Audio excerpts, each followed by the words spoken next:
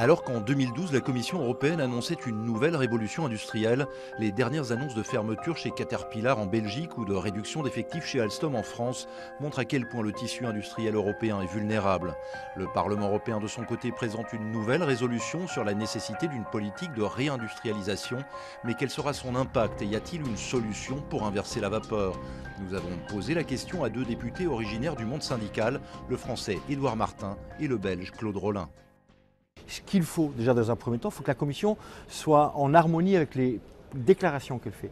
Si elle veut vraiment défendre son industrie, il faut d'abord déjà commencer par dire que la Chine n'est pas une économie de marché. Or, la Commission s'apprête à lui reconnaître ce statut-là à partir du mois de décembre. D'une, de deux, permettre à des grands groupes industriels européens de coopérer, de collaborer, de monter des projets communs en termes d'innovation, de recherche, de développement, voire même de fusionner pour tenir la concurrence à des grands géants mondiaux comme sont les Chinois, les Indiens ou autres. Ce qu'il faut, c'est se mettre en capacité de construire des géants européens, des Airbus européens. Aujourd'hui, on a une politique de la concurrence qui interdit même, pour cause de concurrence, de risque de concurrence interne, de construire des géants européens. Deuxième chose, c'est au-delà d'une politique industrielle, il faut avoir une capacité de mettre en œuvre des politiques d'anticipation des restructurations. Mais à votre avis, est-ce vraiment une question européenne? Aujourd'hui, ce qui fait la faiblesse de l'Europe, enfin de l'industrie européenne, pardon, c'est le manque d'Europe. C'est qu'effectivement, chaque pays essaie de défendre son précaré et essaie de défendre ses propres sites. Aujourd'hui, c'est Caterpillar, c'est Alstom. Demain, à qui le tour? C'est Siemens, c'est CAT. Chacun peut être face à une difficulté de fermeture parce que nous avons des mastodontes mondiaux qui aujourd'hui, petit à petit, grignotent et gagnent des parts de marché parce qu'ils font une concurrence déloyale. Aujourd'hui, c'est surtout chacun pour soi. Mais si c'est chacun pour soi, ce sera tous perdants. La seule solution au niveau européen, c'est que nous fassions les choses ensemble. L'exemple d'Airbus est révélateur en la matière. Quand nous mettons nos compétences, nos capacités ensemble, nous gagnons. Quand nous jouons comme Européens l'un contre l'autre, nous perdons. Les multinationales mènent la danse, vous êtes d'accord?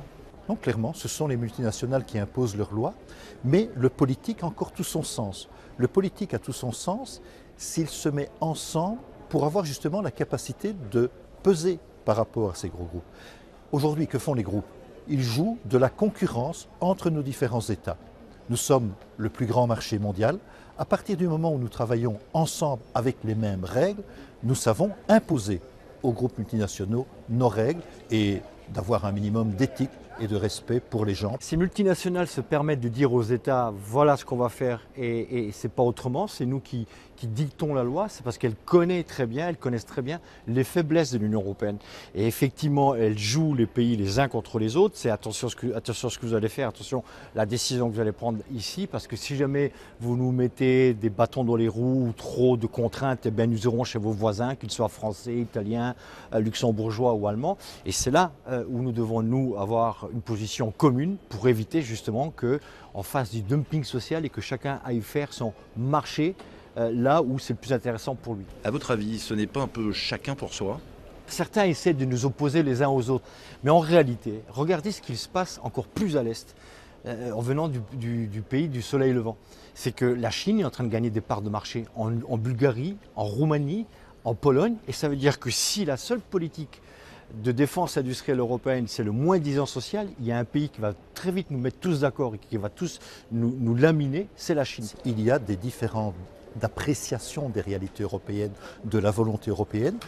L'élargissement était nécessaire, mais nous avons voulu aller trop vite en la matière. Et on voit que les écarts de vision, les écarts de réalité socio-économique, culturelle sont tels qu'aujourd'hui, ma conviction malheureusement, c'est que pour l'avenir de l'Union européenne, il faut avoir la capacité, le réalisme de dire nous devons travailler avec des cercles concentriques différents.